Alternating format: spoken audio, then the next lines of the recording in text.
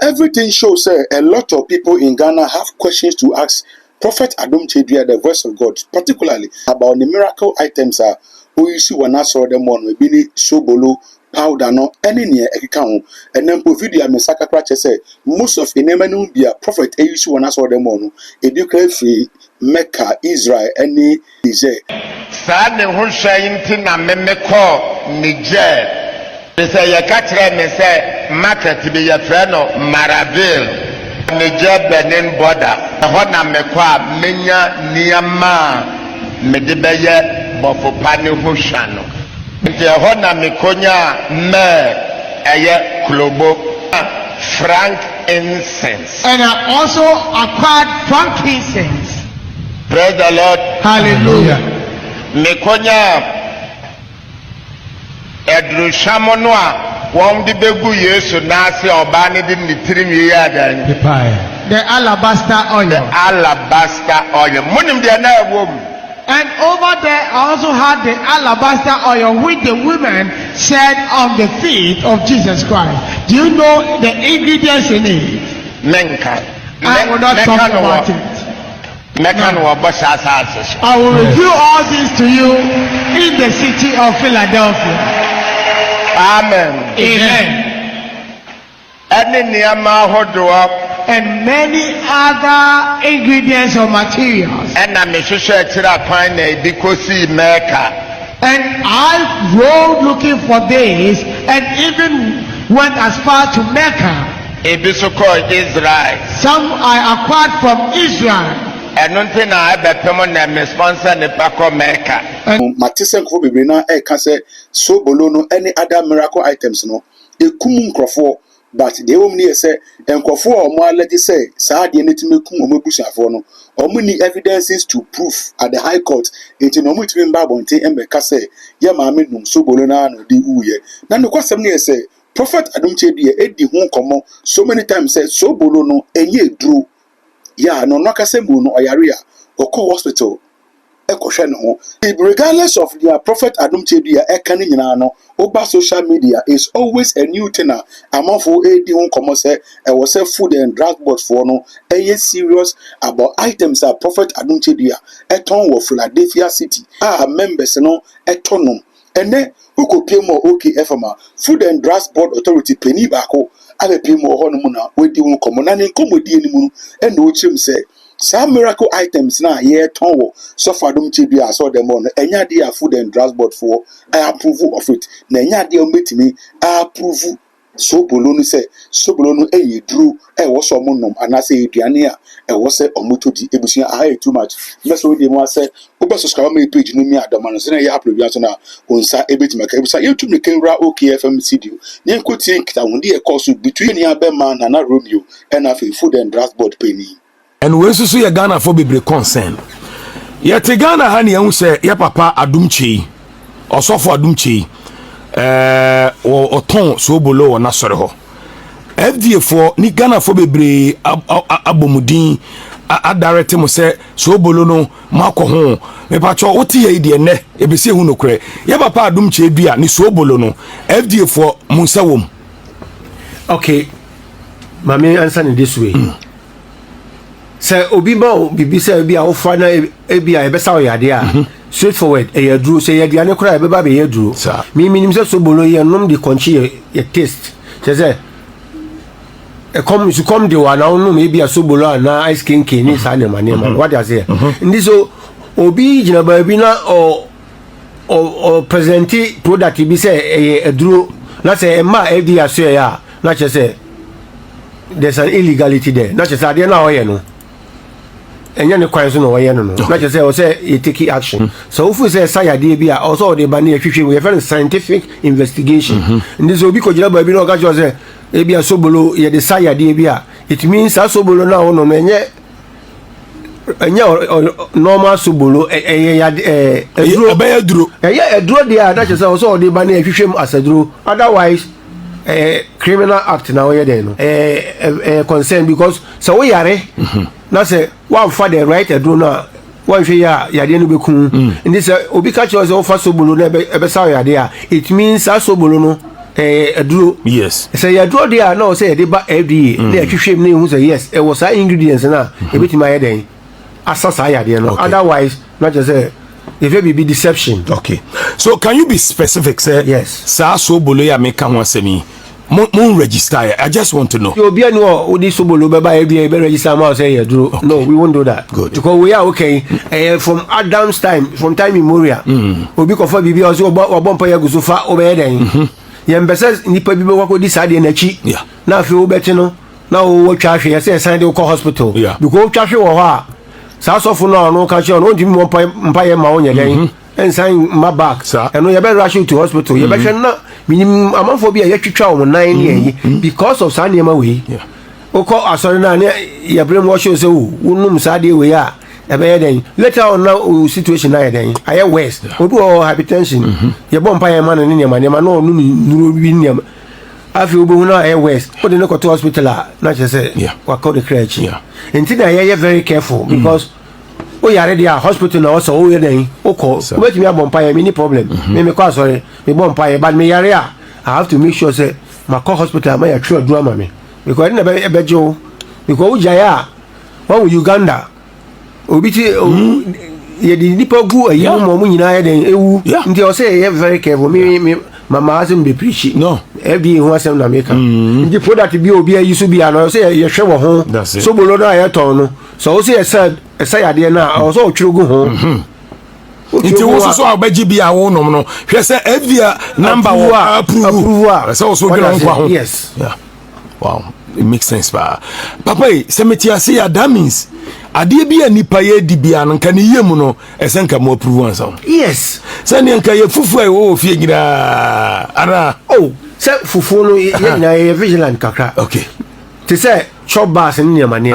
ye ne environmental health wo ye nyina ye call round hwe kwan o mo fa so mo ye den o mo ye o mo ne ma no kwan o be fa so obo wo fufu wo be ye wo kwan ebi ka kwan o be fa so a babi wo didi a obo se kwan no be ko no the next day no utimu se anyinya it means say carry over from the previous day near deba ye nka say enya sa de no wo ye bibi na ebi ka so hit no na wo kra the next time no be den but most people wo munim obi wo kra they say me ba wo no ebi afufu na wo ye na o san kwan na do Ghana for warning wo so de sa to kwan no that free it's no a no go area you can't do that because minim say niema ye niema bebre ye nsa infections on hone ho nti ye ma kwan ma mfa nsa nto kwan mi fa bo ketrema so minim yade ye wo nti ye kyerɛkyerɛ wo mo say de be ya tete niema bi asabi na ye no say wunti mi nye so on de mi kyerɛ adwuma na ye no eya manfo ho adwuma na ye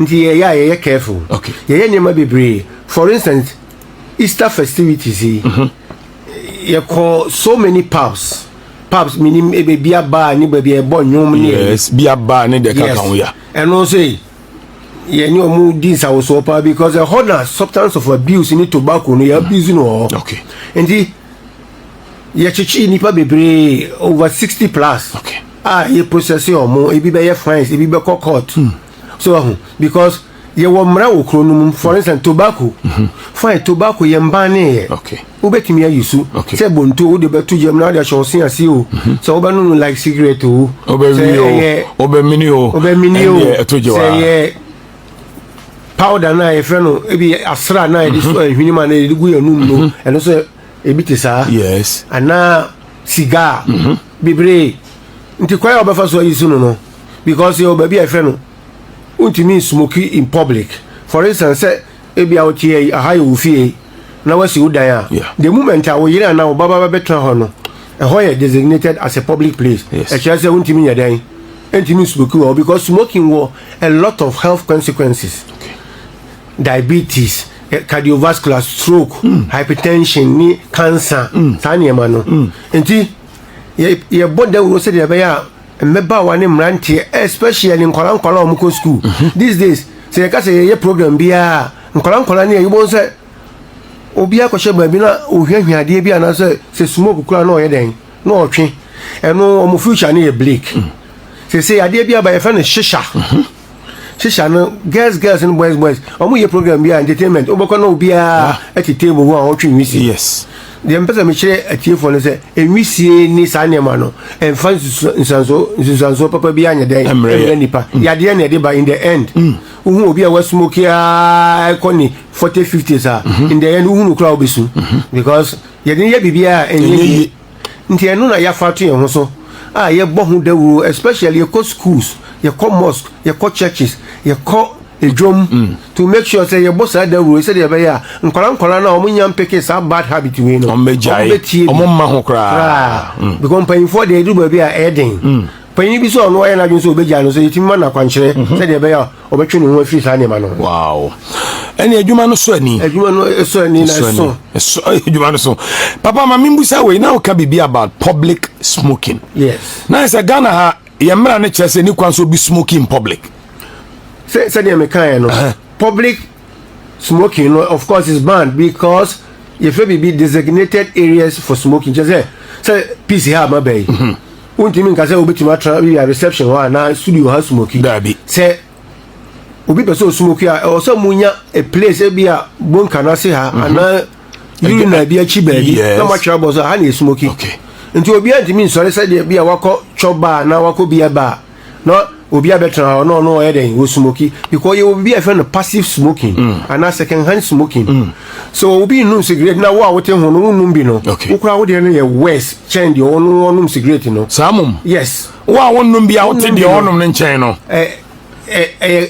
ko cheze bibia wo ye bia wo inhale ni nyina 100% nti e more dangerous change obi a no ye smoker no wow nti na ya ye bibi say friend areas for smoking. This is say a pub or say a restaurant or say or say owner no. Ucha minim so kiosk be now be no chamber bia. No actual high smoking area. And the every day for a monitoring, ye ba o pub na bia bar na restaurant na obiti inside no num cigarette na say nipa no num cigarette any niasem. Okay. Owner no who ne be holding responsible because wow. Ye church o mu nyina ye ne Ghana tourism for nsawoso ayedi. Say the be hospitality industry omo yes anema no obi antimi nya ba bia no nya den on smoke by heart tena se mu wura papum na mu wura papo na mu kono biti ho e smoke wa bro manfo no biti around a pap wura na mbochi no yeah pap wura na was because wanya na djuma ye because pap no inside no so twere bo ho so high no smoking area yes now what designate another place far away from the pub so the bear who smoke inside sanity yes wow papa obi bebusa se shisha eyade mama ho kwan se emra Ghana yese ba ko bi so aba efani cigar yes eno no omo charge flavor bisa no omo twe za no ma we ani shisha no mama ho kwan se emra Ghana because e wa ha bebre me question na me bisa na yese sofu Adom Kyei ape and our miracle items I want to saw them one because it looks like say Obia pointing fingers at Sofu Adom Kyei say our miracle items are all the ejuma but consider the number of people call no money any dance dia or mudi no according to them the omu say miracle items no no mo use and a dance dia neighbor part of mu any the mo ceremony any other miracle items or use no and am so more modern dia but and is all no mo aboma is because of the testimonies they are getting from the miracle items but ebusia can say enkofo no chese amudi ho dance here no enti wo say enja ho asem kana ana hu hia say FDA for best tom wo some koye investigations to find out say enyama no ebo ni papo muden ana say embo ni papo muden eno ko dan chance I think say after investigating Sofu Adom Kyei and going through the processes or the enyama ni femu no other pastors are also dealing in similar items should also be investigated. People are talking and it's because they want an action and I say they want answers to some questions. I too much. Comment section one more the Amestra say send your what will be and say information be will be ano. Obeti me drop on the comment section because that's the only way obeti me aboa enama ye nuanom so muti no be hu how we see for responding to your information see na need dem subscribe my page name me Adom so send me upload bi so na umsa ebeti makra